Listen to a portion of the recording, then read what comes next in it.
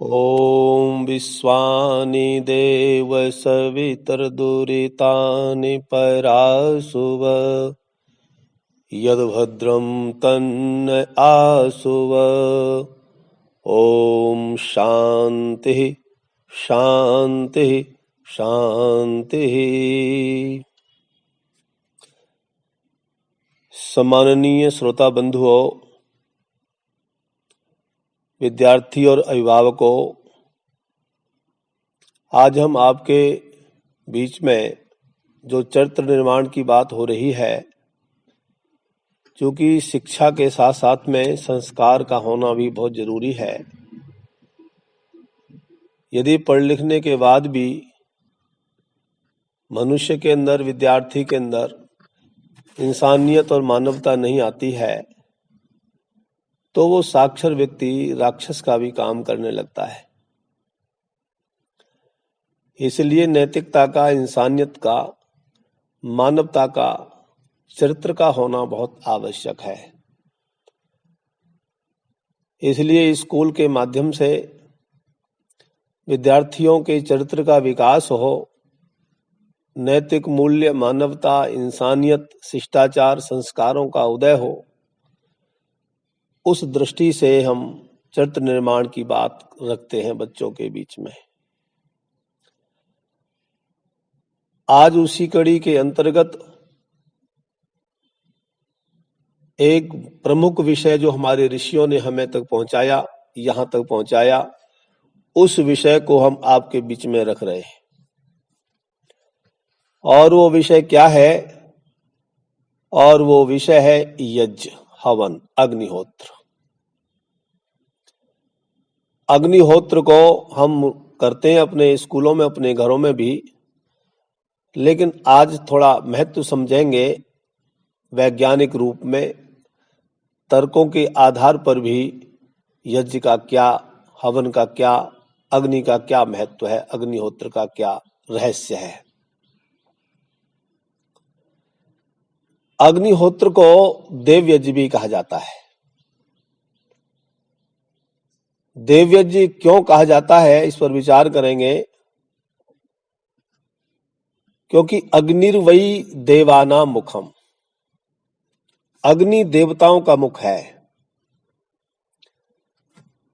जड़ चेतन जितने भी देवताएं हैं, जिनको हम गिनलें ना गिनलें, जिनको हम नहीं जानते हैं, जिनको जानते भी हैं, ऐसे समस्त देवों को यदि हमने खिलाना है, उनकी पूजा अर्चना करनी है, उनके भाग को पहुंचाना है, तो वो कहते हैं कि भाई अग्नि को खिलाओ।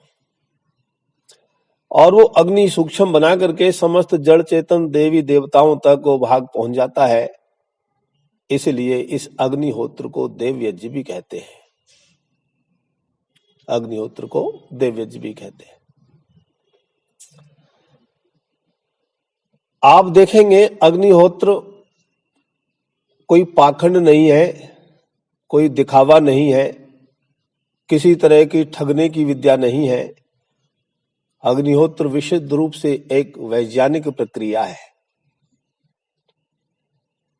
अग्नि में हम जो पदार्थ डालते हैं, वो कई गुना बन करके इस ब्रह्मांड में फैल जाता है। शंका हम लोग करते हैं, कई बार करते हैं, कि ये अग्नि में सारे पदार्थों को जला करके नष्ट कर रहे हैं। घी इतना बहुमूल्य है जो मिल नहीं रहा है लोगों को खाने के लिए, और ये लोग यज्ञ करने वाले अग्नि में डाल करके उसको नष्ट कर रहे हैं।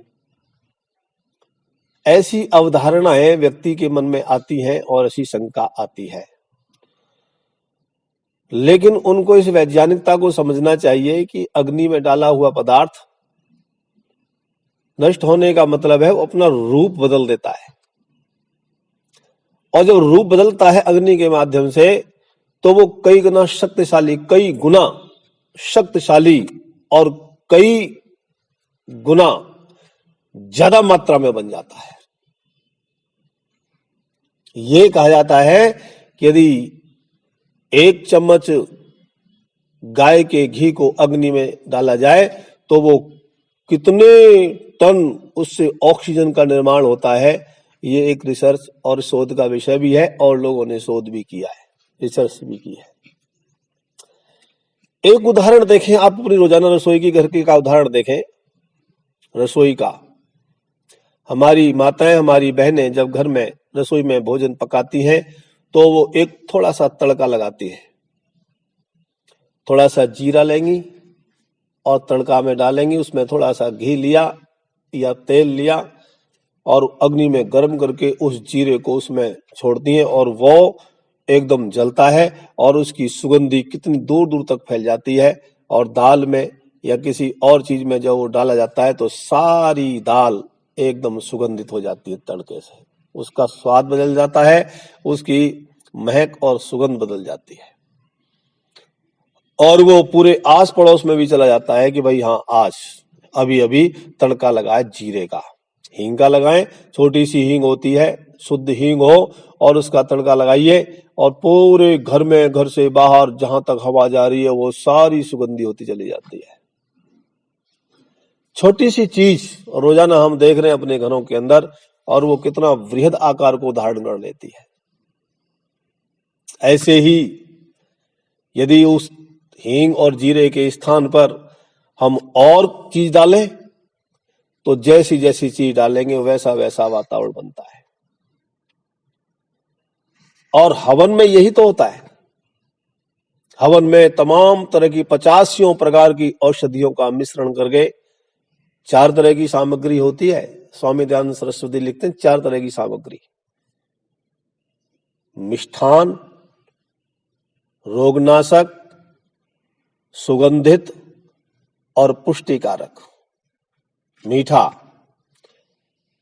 पुष्टि को, शरीर की मजबूती को देने वाली, सुगंधि को फैलाने वाली और रोग के कीटाणु को नष्ट करने वाली। ये 4 तरह की सामग्री भिन्न भिन्न वनस्पति और औषधियों को मिलाकर के तैयार की जाती है और वो अग्नि में स्वाह करते हुए डालते हैं तो सुगंधि फैलती है और ये 4 तरह की चीजें मिलती हैं, रोग से मुक्ति मिलती है। आज एक कोरोना का संकट चल रहा है प्यारे विद्यार्थियों। कोरोना जैसे संकट को दूर करने के लिए मैं कहता हूं एलोपैथिक है, आपकी भाफ है, गर्म पानी है, काढ़ा है, गरारे हैं, कोई और दवा है, ये सब ठीक है, इनसे लाभ हो रहा है, मिलता है लाभ, कोई संदेह नहीं है। और प्राणायाम करने से भी मिलता है, इसमें भी कोई संदेह नहीं है। लेकिन यदि अग्निहोत्र को और जोड़ लिया जाए तो ऐसी ऐसी बीमारियों से हमें मुक्ति मिलती है। अग्निहोत्र को, प्राणायाम की प्रक्रिया क्या होती है? प्राणायाम से हम श्वास वायु को अंदर लेते हैं और यदि श्वास वायु में ऐसी चीजें घोल दी जाएं जो हमारे इस कीटाणु, जीवाणु, जो वायरस होते हैं जो नुकसान कर रहे हैं, उनको नष्ट करने की कोई औषधि ऐसी हो तो हमारे लंग्स, हमारे गला, हमारी ये सब नाक बहुत सुंदर और स्वस्थ होने लगती है और बीमारी से मुक्त हो जाते हैं। मैं आपको एक पुस्तक का उदाहरण देता हूं। देखो, ये पुस्तक है वैदिक संपत्ति और ये पंडित रघुनंदन शर्मा जी ने लिखी है पुस्तक वैदिक संपत्ति। 1930-31 में ये प्रकाशित हुई थी, अब तो ये कई प्रकाशन आ गई हैं। इन्होंने वैदिक काल की बातों का वर्णन इसमें किया और वो लिखते हैं, आज की नहीं 1931 की बात बता रहा हूं, 30 की बात बता रहा हूं। बहुत इन्होंने रिसर्च करके इस पुस्तक को लिखा है। जो वेद के मानने वाले हैं, वैदिक सिद्धांतों का अन्वेषण करते हैं, शोध करते हैं, वो इस पुस्तक को जरूर पढ़ते हैं। और वो लिख रहे हैं इस ग्रंथ के अंदर तमाम तरह की बातों को, यज्ञ के ऊपर, अग्निहोत्र के बारे में भी लिख रहे हैं कि यदि अग्नि के अंदर यहां केवल अपनी दिखानी बात, इसमें प्रमाण दिए है, केवल वो कह रहे थी शक्कर डाली जाए। एक बहुत बड़े वैज्ञानिक लिख रहे हैं, अध्यापक ट्रिलवर्ड, कि अग्नि के अंदर शक्कर डाली जाए, गुड़ डाला जाए तो क्षय, चेचक, हैजा जैसी बीमारियों से मुक्ति मिलती है। और डॉक्टर एम ट्रेलिट के बारे में लिखते हैं कि मुनक्का, किशमिश आदि फलों को उसके अंदर डाला जाए, अग्नि के अंदर डाला जाए तो वो उसके धुएं से 20 मिनट में, 30 मिनट में रोग के, टाइफाइड जैसी रोग के कीटाणु नष्ट हो जाते हैं। एक हमने पढ़ा और जगह, इसमें अनेक रोगों के बारे में। अब जैसे केसर है, केसर के बारे में, चावल में केसर मिलाकर के डाली जाए तो इस वातावरण में फैले हुए रोग के जो जीवाणु है, कीटाणु है, जिनको कृमि बोलते हैं, वायरस बोलते हैं, उन कृमियों को नष्ट किया जा सकता है। प्लेग की बीमारी भी इसी तरह से फैलती है वायुमंडल से। और वो यदि उसमें केसर, जो शुद्ध केसर ले, उसको डाले तो वो प्लेग की, ऐसे ही गुग्गल है, गुग्गल औषधि आती है, उस गुग्गल को यदि हम अग्नि में जलाएं, उसको डालें, तो उसकी सुगंधि से ये इस तरह से जो हमारे रोग के कीटाणु नष्ट होते हैं।